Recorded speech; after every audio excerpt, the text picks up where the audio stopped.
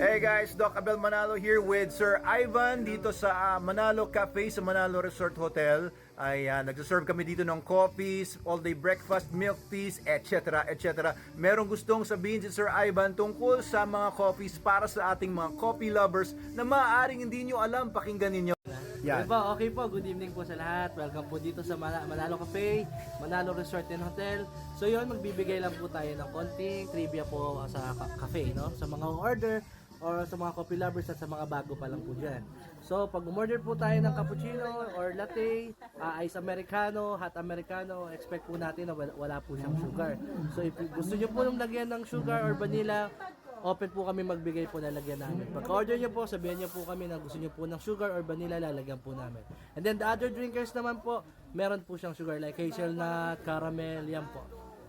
Yan, so sinasabi ni Sir Ivan niya kasi baka yung iba mag-order ng cappuccino tapos magtaka, bakit hindi matamis ito? Ayun pala, wala naman talagang sugar na nilalagay sa cappuccino. But if you want sweet cappuccino, ano gagawin?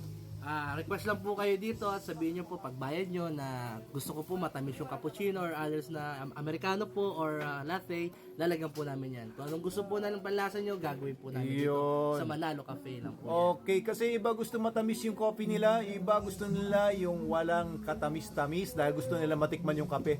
Pwede niyo pong i-request yan dito, 50% sugar, 100% sugar, 200% sugar kung talagang gustong-gusto niyo tumaas yung blood sugar niyo.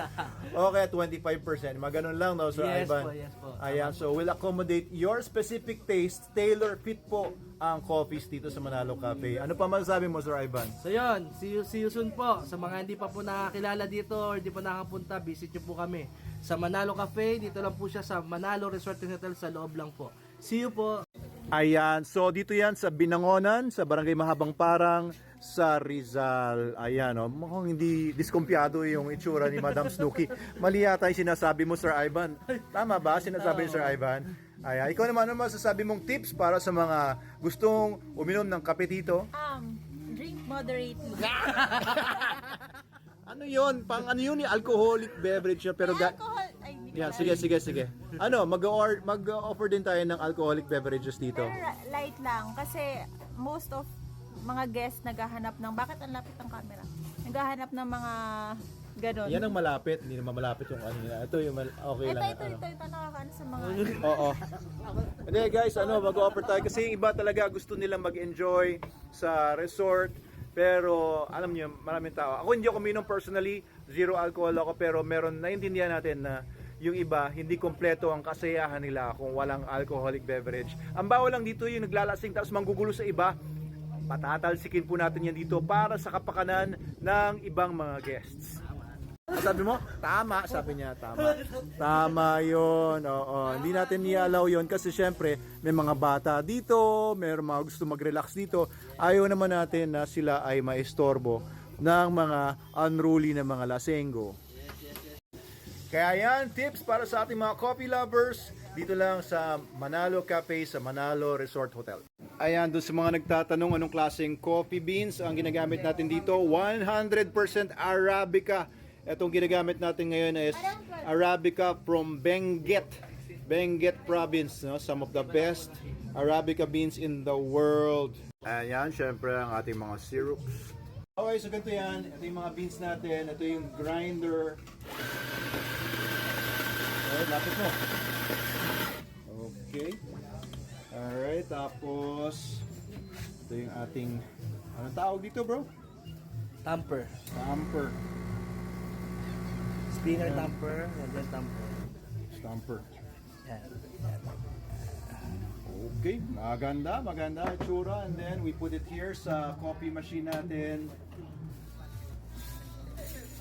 And alright. Yeah, Double shot. And voila!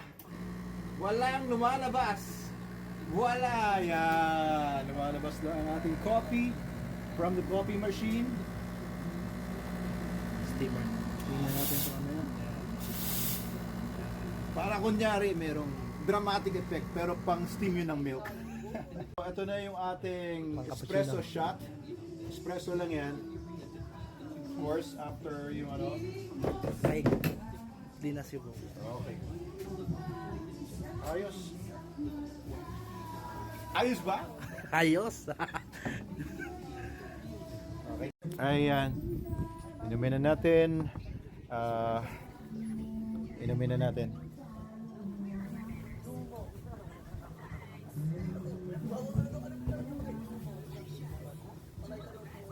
Perfecto! Shout out sa mga perfecto dyan.